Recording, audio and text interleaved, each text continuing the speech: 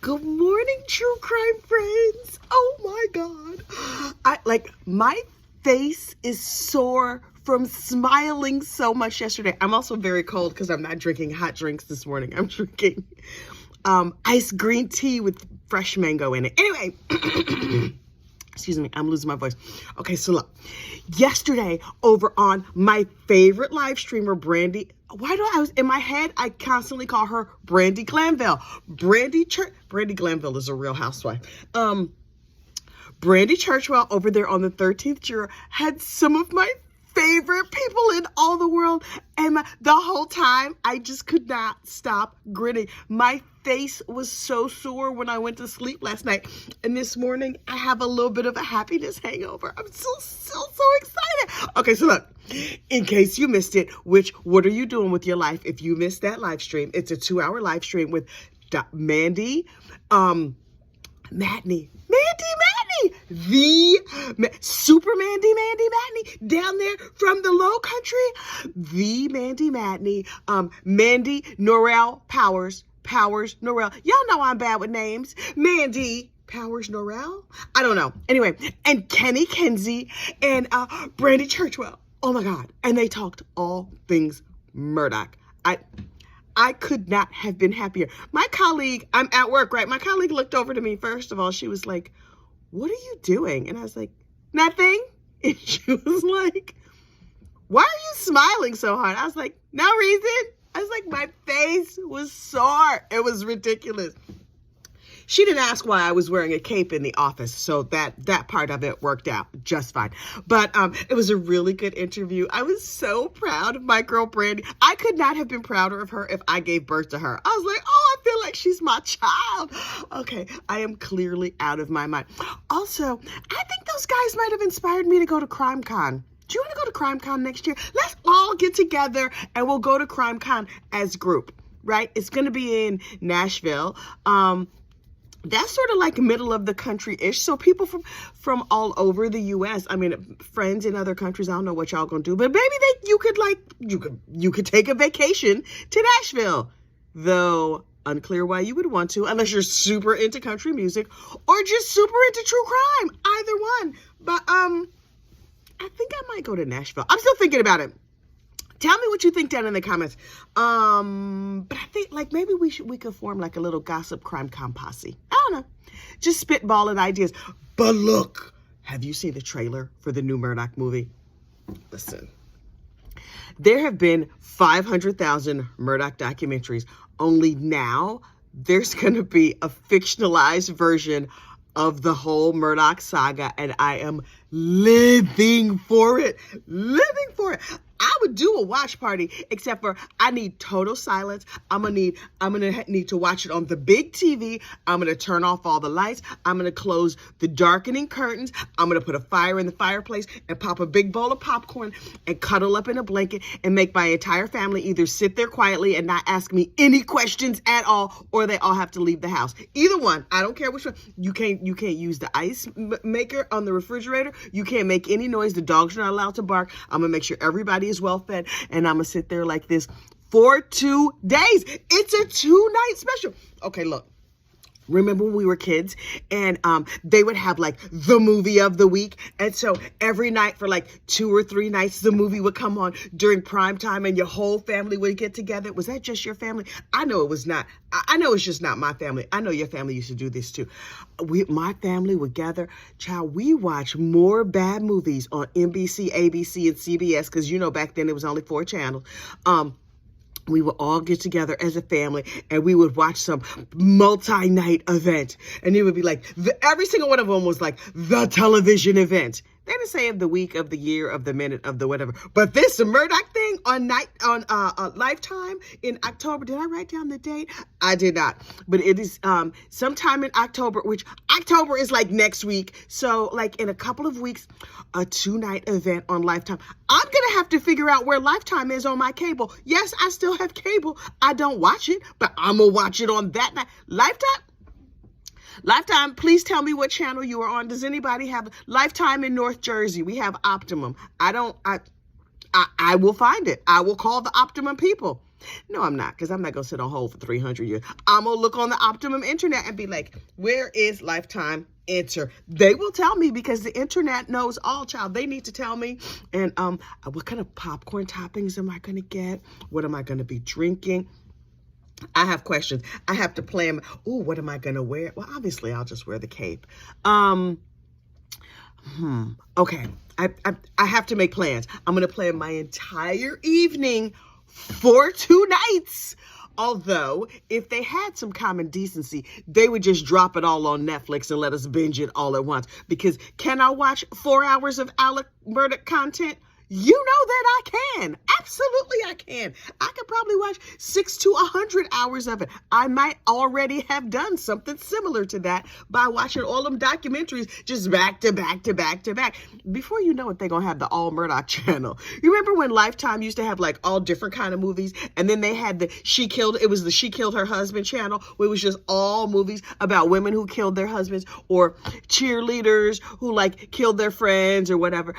It's not that long before they have the All Murdaugh channel. It's gonna be right there on your cable dial, right next to the Law and Order channel, because you know Law and Order got their own channel. I mean, I don't know that they do, but it seems like they do. Because back when I used to watch regular TV, that's pretty much all that was on my TV. That and animal vet shows where they were like fixing animals and healing animals and saving animals or whatever. All them veterinarians, I've seen every single one of them. But look, we need to get on to other true crime, because there is other true crime out here. Although it's hard to tell by watching the true crime media, because right now everything is all things Murdaugh. Taylor Schabusiness was sentenced yesterday, right? And so this sentencing was something else. I was like, okay, so is she going to speak? I'm going to sit here. I was ready to go. I was perched. Ooh, that's cold. Hang on. I was perched. I was ready to go. And I was like, I want to hear everything the Miss Schabusiness has to say out of her mouth. So I sat through all of the victim impact statements, one in which her uncle got up and read her for filth. Good for him. One in which Chad Therion's father forgave Taylor. Good for him. Because people are like, you should not be forgiving people. Listen, this is my opinion on that topic. He can forgive her if he wants to. That forgiveness was not for her. That forgiveness was for him. He was like, look, I need to let go of this. And so the way I'm going to do that is that I'm going to forgive her. And he was like, I think someday she should walk free. Sir, calm down. Well, no, sir. No, thank you. No, thank you. We would not like to have her out on the streets here with us. Sir, I didn't see him. I was just listening to him. I can see if he was in like his 80s or 100s or something, because he's like, I'm not going to be alive when she walking these streets or whatever. Sir, no, we need her to stay locked up for the rest of her life, if not longer. If she comes back as like another creature in another life, a moth, whatever, can that moth be locked up? Like, no, thank you. It's crazy to think that she has a child. Okay.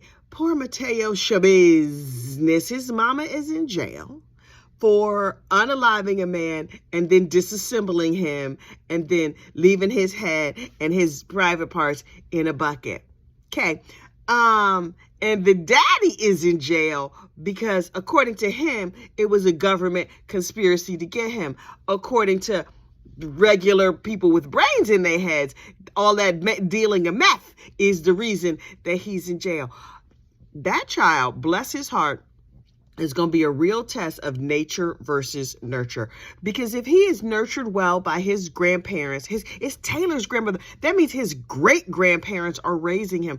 This child has no family member. His maternal grandmother is dead. His maternal grandfather is in prison for being a Pedialyte. I had not real. Now, I knew he had gone to jail. I was not sure for what. Turns out he was doing nasty things to his second wife's daughter. What? Okay, sir, how they even letting him out of jail to come testify for young Taylor? Like, okay. This family, and listen, when Taylor's father showed up, I was like, oh, he's wearing the family uniform, orange jumpsuit. At my family reunion, on both sides, you get you a t-shirt and they all match and they say family reunion and it has like a family slogan or whatever. On one side, my family reunion slogan is, and I quote, "We all we got." There are teachers in my family. Okay, let me not throw shade at the family. Some of them are on this channel. Hey, family. How y'all doing? I'm going to get my green "We All We Got" t-shirt. Yeah, I'm going to get it.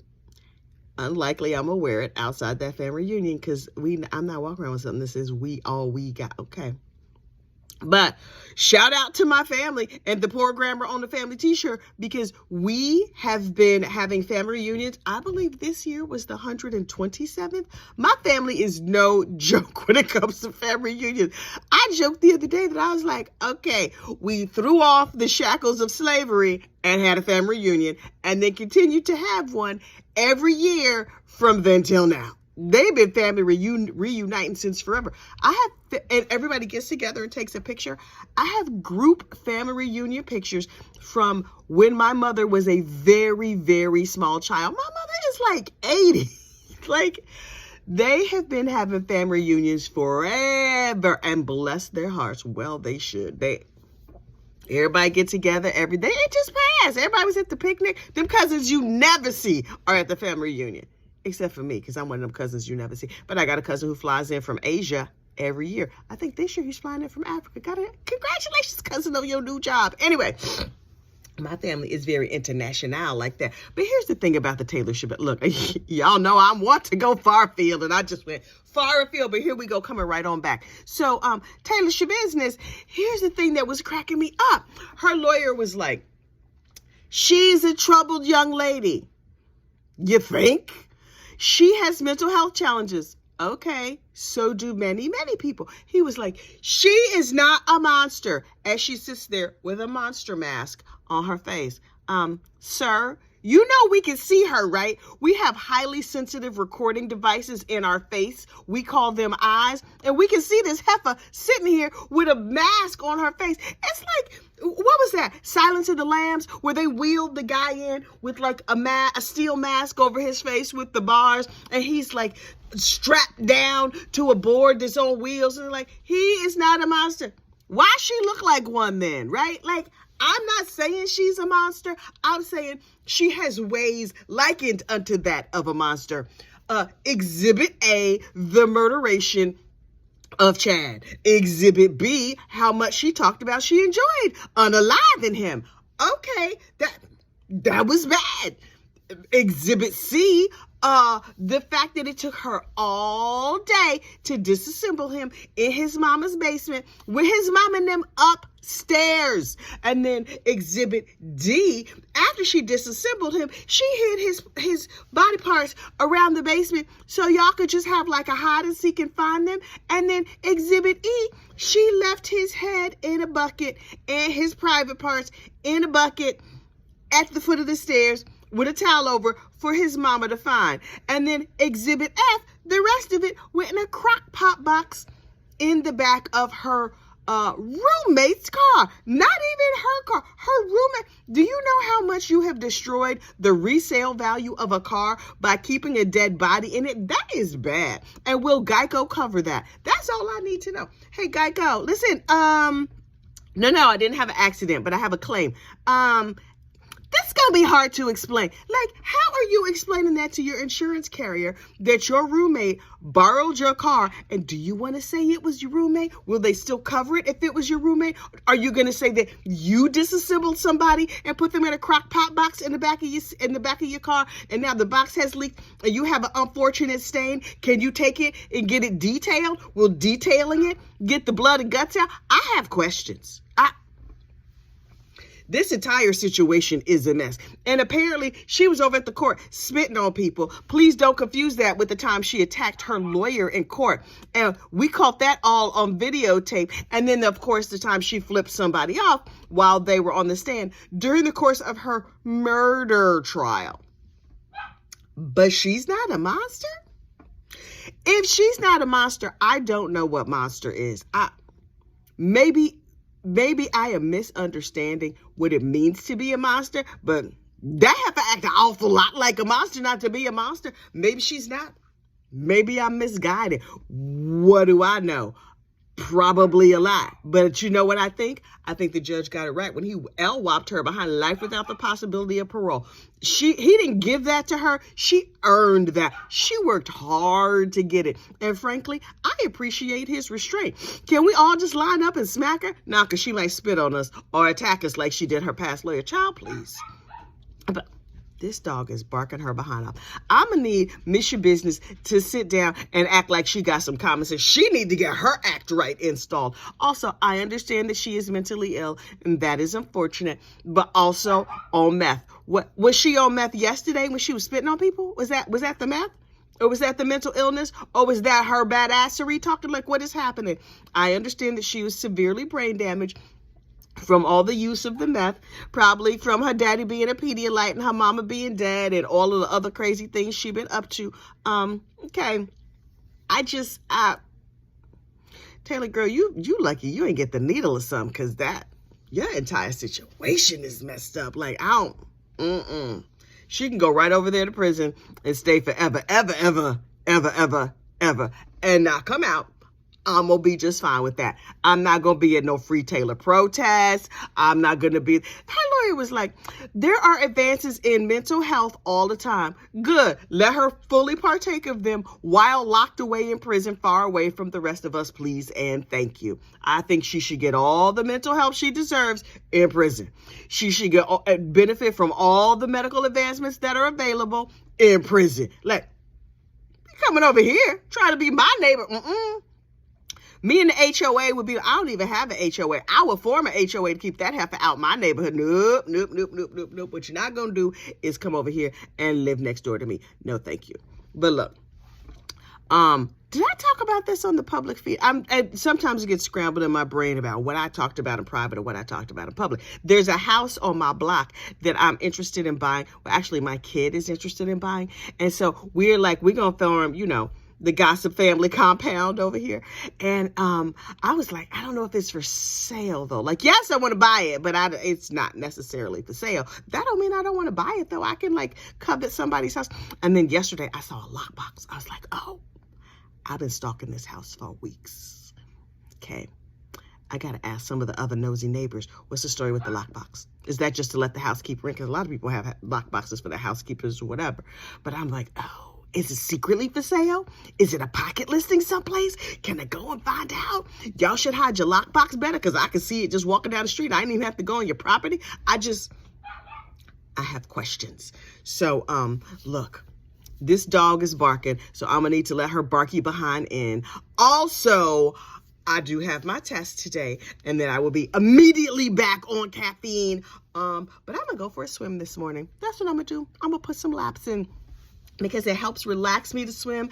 I love swimming. I'm not good at it, child. I got a mean doggy paddle. Ooh, I can doggy paddle with the best of them. But it is still good exercise. So I'm gonna put my little training flippers on, and I don't wear floaties. No, I don't wear floaties in the pool. So I'm doing that. And I can't swim, just not well. But I have not drowned yet. You can tell I have not drowned for the fact that I am still here.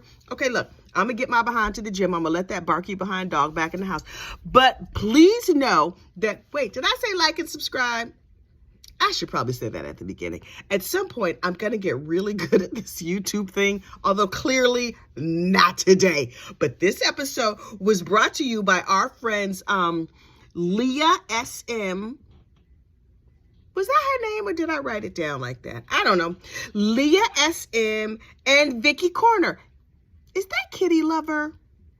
Vicky Corner, I saw that you had a cat in your picture thing, and I'm trying to figure out if you and Kitty Lover are the same person. Okay, look, it doesn't matter. Those fine ladies are members of this channel, of this madness that I call a YouTube channel. Child, we have memberships. Now, if you're on your iPhone, after you click the subscribe button, because you're supposed to subscribe to the channel so you can get notified of when all the new crime comes out. Well, the new true crime that I'm gossiping about comes out. The subscribe button becomes a join button. And if you click join, you can choose the level of membership that is right for you. And I might welcome you and call your name on my little channel. Also, we have little chats over there in the back. We're not talking about y'all. We're not talking about y'all behind your back. Hardly at all. Back over there every night, we do a bedtime check-in, and we have a little chitty chat. And you know what's funny? I heard Dr. Kinsey, I love an alliteration, talk about challenge coins. And I have challenge coins for all different. First of all, I was like, what's a challenge coin? And then I looked it up and I was like, oh, I have a bunch of those for all different things. And I'm like, maybe I'll give me some gossip challenge coins, although I don't know what would go on them. Obviously a crown on one side, because aren't we all queens? Child, we are queens. But I don't know what would go on the other side of my gossip challenge coin. So once I figure that out, then maybe I'll give me some challenge coins and I'll give them to the membership. I think that sounds fun. Okay. And so, what was I saying?